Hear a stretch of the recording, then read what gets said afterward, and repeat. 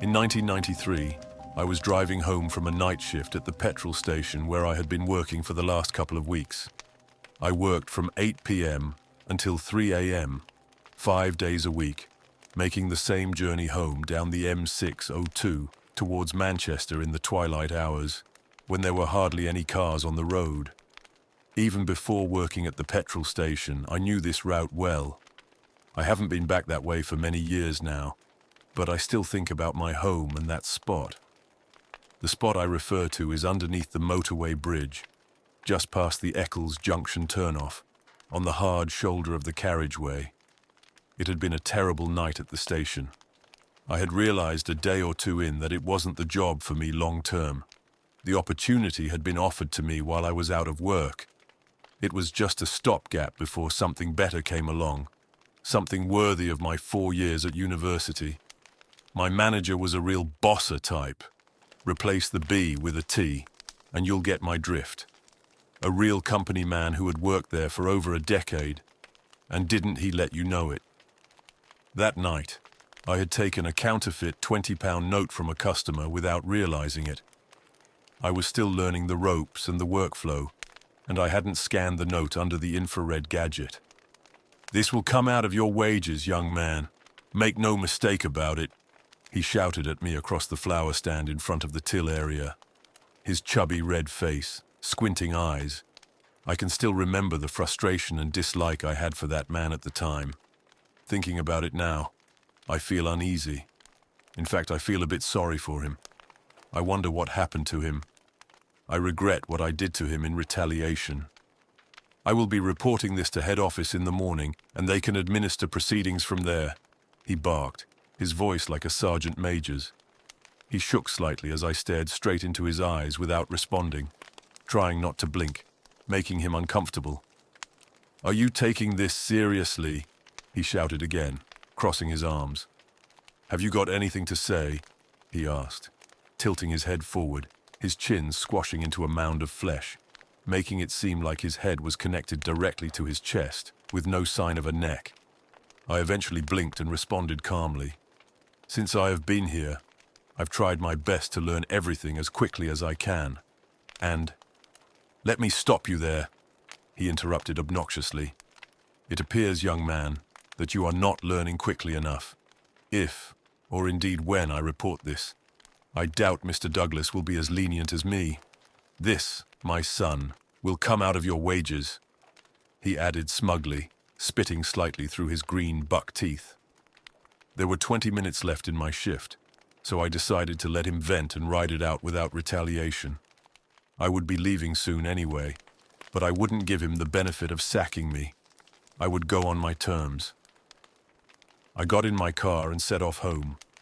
It was 3:15 a.m. I was hungry and tired. Working the night shift had messed with my body clock, my eating, and my sleep. Holding down a relationship had been difficult. Looking back, I wasn't in a great place. Little did I know that 20 minutes later, an event would unfold that would change my life forever. As I entered the dual carriageway of the M602, I remember thinking how quiet it was. At that time of night, there was obviously far less traffic, but that night, I didn't see a single vehicle on either side of the road. As the road dipped and the footbridge overhead came into view, my headlights revealed someone sitting under the bridge with their back to the wall and their knees bent. As I got closer, I realized it was a woman. As I passed, she looked up, and for a split second our eyes met. I slowed right down and turned left onto the hard shoulder about 100 yards past the bridge. My heart was racing as I put the car in reverse and slowly backed up. The red reverse lights lit up the bridge walls, and the woman, who was now sitting with her head in her knees, both hands clasped behind her neck. It was an eerie sight. The dead of night, her white cotton dress glowing in the red glow of my lights. That vision is still clear in my mind today, just as it was that night in my rear-view mirror. My taillights bathed the bridge in hellish red. She didn't move. "Miss," I called. No answer.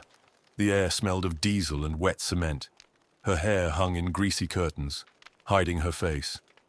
Are you hurt? A muffled sound escaped her. Not a sob, but a wet, guttural gurgle, like a drain choking on rot. I'll call the police, I said, fumbling for my Nokia. Her head snapped up. I froze.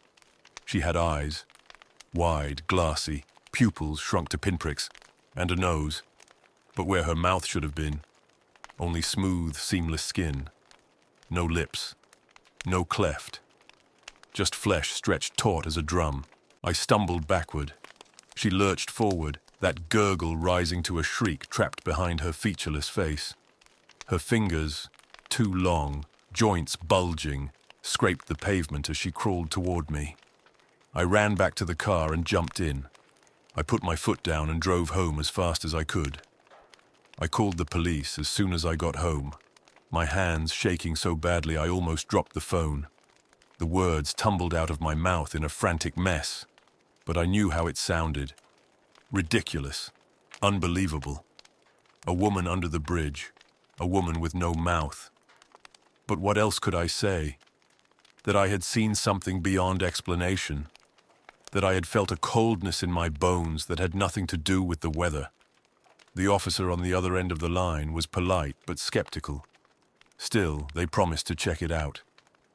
An hour later, 2 uniformed officers knocked on my door. They asked me to recount everything again, their expressions unreadable as they scribbled in their notepads.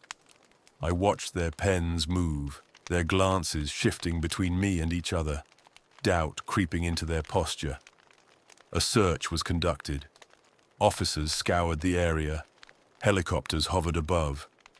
The motorway bridge was bathed in the unnatural glow of searchlights. But there was nothing, no sign of the woman. No footprints, no disturbed gravel, no remnants of anything that suggested someone had been there at all. They started to press me for inconsistencies in my story. Did I stop under the bridge or further up? Was she facing me or looking down? Was I sure I wasn't overtired, maybe dozing at the wheel? And then, the real kicker. Had I been drinking? I knew where it was going. The questions changed. The tone shifted. I wasn't a witness anymore. I was wasting police time. The report was filed away, probably under some category for late-night cranks or overworked insomniacs seeing things in the dark. A week later, a plainclothes officer came to my house. Older guy, grizzled with that tired look you see in cops who've seen too much. He asked if he could come in. I let him. He sat down, took his time lighting a cigarette, and finally spoke. "You're not the first one to see her." I felt a shiver run through me. He took a long drag, exhaled, and leaned forward. "A year ago, same night, a woman jumped from that bridge. I didn't speak. I just listened. She was a victim of domestic abuse," he continued. "Her boyfriend controlled everything. What she wore, who she spoke to, and when she finally tried to leave, he beat her so bad she was barely recognizable. But it was what he did after that stuck with us." The officer tapped ash into an empty mug on my table, then looked me dead in the eye. He sewed her mouth shut, told her if she ever spoke to another man again, it would stay that way. She survived the beating, made it out of the hospital, but she never spoke again. Not one word. A few weeks later, she went to that bridge and... He trailed off. I swallowed hard, my throat dry. "She's been seen before," he said, his voice lower now. "Always on the anniversary. Always the same way. Sitting under that bridge. Waiting." A heavy silence settled between us. He crushed out his cigarette, stood up, and made his way to the door. Before he left, he turned back to me. "Sad, isn't it, mate?" And then he was gone. I left Salford a few years ago and moved to America. I haven't drove that way for many years. But still to this day, I still have the dreams. And I think about her every time I go under a bridge.